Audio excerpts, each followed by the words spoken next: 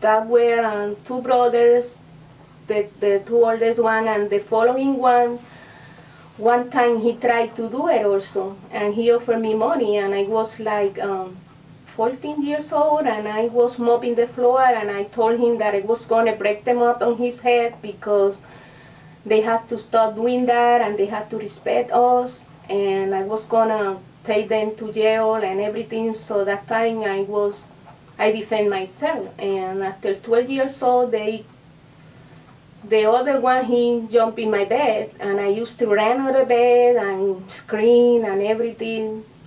But when I was little, I couldn't do nothing. And when my sister was alive, she used to call me every night to tell me the story, that what happened to her, what did they do, and we used to talk about it.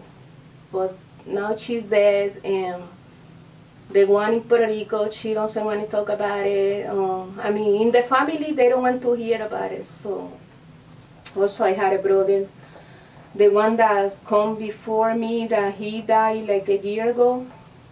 He killed himself when he was a teenager. One time my brother was doing that to me, and he came to the room with my other brother, and they saw that. And he told them if they say anything, he's going to kill them. He was going to kill them. So this brother was having problem drinking and everything because he know that that's what's happening, but he couldn't do nothing. So he killed himself like 2 years. It's going to be 2 years ago. And he was a good brother, and I suffered a lot when I lost him and everything. We had 6 brothers, and 2 of them did all the kind of stuff for all the sisters. And the oldest one, he did it to my nieces, his daughter, his granddaughter, his sisters. And like 2 years ago almost, he went to jail because his youngest daughter accused him that he raped her when she was 8 years old, and right now, when she said she was 14, he went to jail for like 6 months, and they gave him $1,000 in fine and 1 year in parole.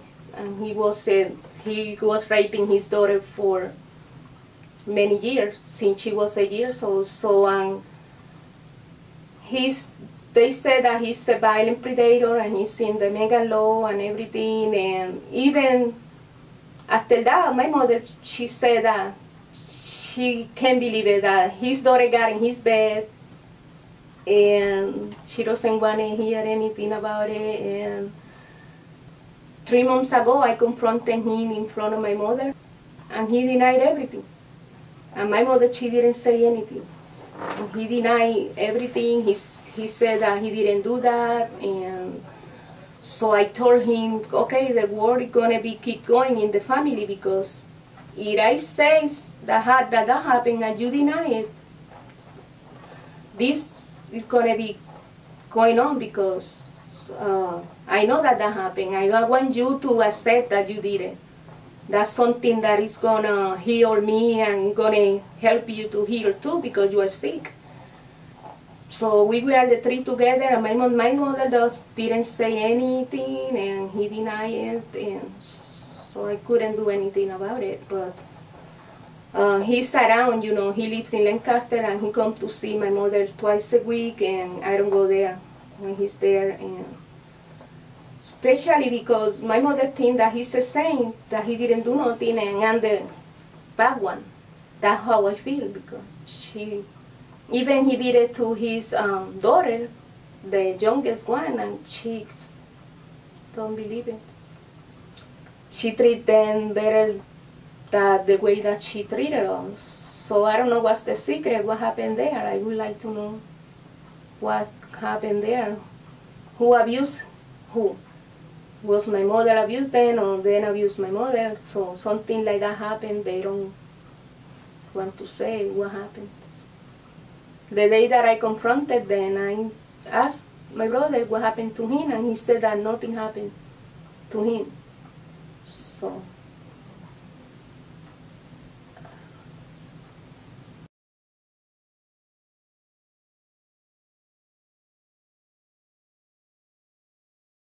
my mother used to sell beer and rum in the house. She had a little store, and she used to sell beers and rum and had music and everything. And those men used to touch us also. The men that go over there to get drunk, they used to get in the house and touch us. And the first time that I saw a doctor to check my ears, I went by myself. I was 13 years old.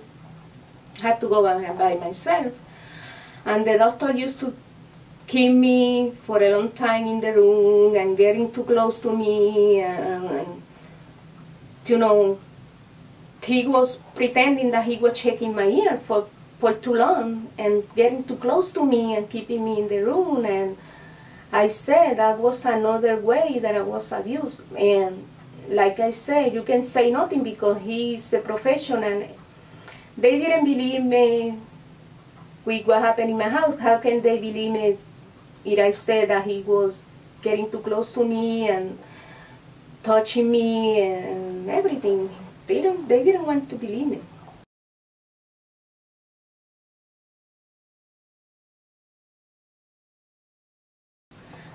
Oh boy. Too many different ways. The first way that this affected me is that I can trust people. Because if you can trust your mother and your family, how can you trust people? And this is creating me a lot of problems because I don't have friends. Like I can say that I have friends, you know, that can go out or taking them to my house or visiting people because I can trust people. And that's the worst thing that happened to me because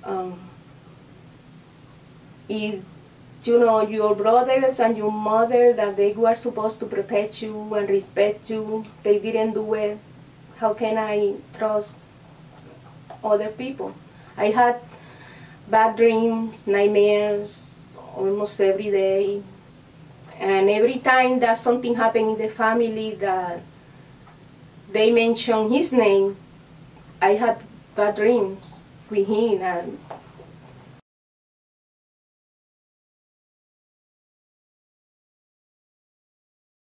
my children, they found out that this happened to me like 5 years ago because a lot of things happened in the family, so I had to tell them.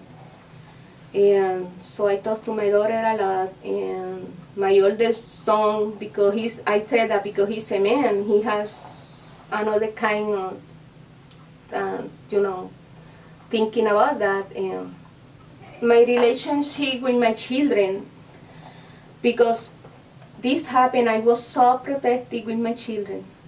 Oh my God, I went over the ball protecting them. I used to get up from my bed like 5 or 6 times during the evening to go to check them. And I used to ask my daughter every day someone touched her, and I was so protective to them that they said that I was an authoritarian mother, but that wasn't the truth of what I want to do. I wanted to protect them. And they took what I was doing in another way. And so after years, after they grew up and everything, I explained to them that I was doing that because what happened to me. Even today, I asked my daughter if someone did something to her because I'm not going to let someone touch my daughter or my children. And so my grandchildren, I think that they are safe in that way because my children know we keep them away from them. So I always telling them to protect them from the people around because you don't know who's going to do it. So.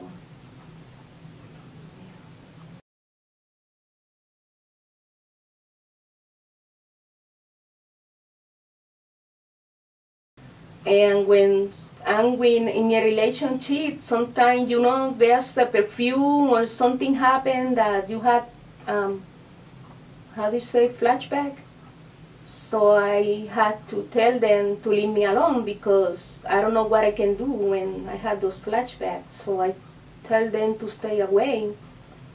And that, between, you know, that's between the relationship. And so the men say that I have problems. And so I think that I'm going to stay by myself. I don't know how long. Because I try to improve my